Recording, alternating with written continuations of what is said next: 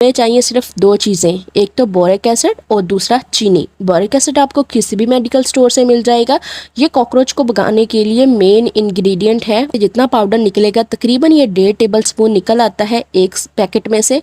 तो आपने छोटे पैकेट भी ले सकते हैं, बड़े डब्बे भी मिल जाते हैं इसके, बड़ी पैकिंग भी आती है, वो तकरीबन 250 में या 500 में मिलता है।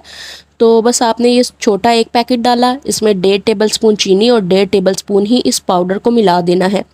ये चीनी इनको मारने का काम तो नहीं करेगी, लेकिन उनको खाने के लिए अट्रैक्ट ज़रूर करेगी, क्योंकि अकेला बोरिक एसिड तो नहीं खाएंगे कॉकरोच।